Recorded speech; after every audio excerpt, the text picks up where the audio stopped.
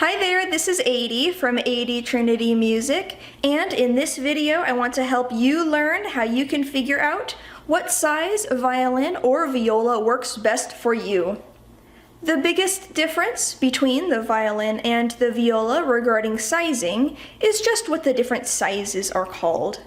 For violin, the adult full-size violin is sometimes called 4/4, while the smaller partial sizes are named by fractions. For example, 3/4, 1/2, 1/4, etc. On the other hand, the viola does not have a set full size. Instead, the viola sizes are referred to as the length of the body of the viola. For this video, I'll be referring to those sizes in inches, but internationally centimeters is a lot more common, so I'll put both measurements on the screen as I go. So, for example, a 14-inch viola would be about the same size as a full-size violin, but 15-inch, 15.5, 16-inch, and 16.5-inch violas are more the range of professional sizes. On the other end, we have the partial size violas, which include 13-inch, 12 inches, etc. So when I work with my students to help them figure out what size violin or viola works best for them, this is the method that I use. So when I work with students to work out what size instrument works best for them, the first thing that I ask the student to do is to take their left arm and stick it all the way out with the palm facing up. Then we take the instrument that they're trying out and put it along their arm like this, keeping the arm nice and straight. And we take a look at where does the scroll lay along the arm with relation to the hand. So for me, you can tell the scroll, which is this part here, is just barely reaching the palm of my hand, and this is perfect. I can just curl my fingers around the end of the scroll like that if I want to, and that means that this full-size violin is the perfect size for me. So you can tell that the violin is too big if the student is not able to reach all the way to the scroll when their arm is straight. So if the student sticks their arm out as far as they can and they can only reach to maybe here or so, then that violin or viola is too big. So how can you tell if the instrument is too small? Well, for this I actually do a little bit of a different method, and instead I ask the student to take their left hand and grab the neck of the instrument like so. You can see the angle made by my elbow is like this, and there's a little bit of a gap between my arm and my body. You can tell that the instrument is too small if there's no gap. So when they're holding it normally and the elbow and the arm is hitting the body of the student like this, that's how you know that it is too small. So the ideal environment for trying out different violins or violas would be in a physical music store where you can grab a couple and try them out and see how they feel. But I understand that a lot of you watching this video may not have access to that.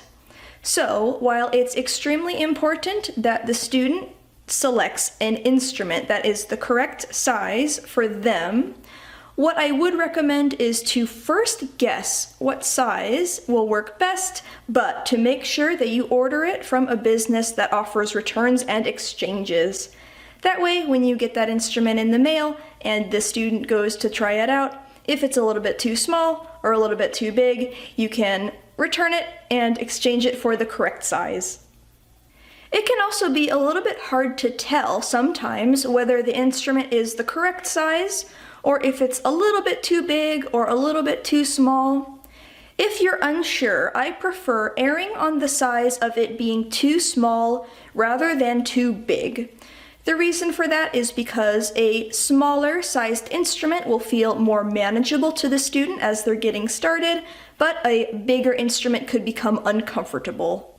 For this reason, I discourage the idea of purposefully buying an instrument that's too big for the student with the idea that they will grow into it. For violin and viola, that's not a very good idea because then the student's going to be really uncomfortable when they first start off. If financially you're concerned about the idea of buying multiple violins or violas as the student grows, I would consider maybe renting an instrument until the student is ready for their full-size violin, or until they're done growing and they're ready to figure out the appropriately sized viola.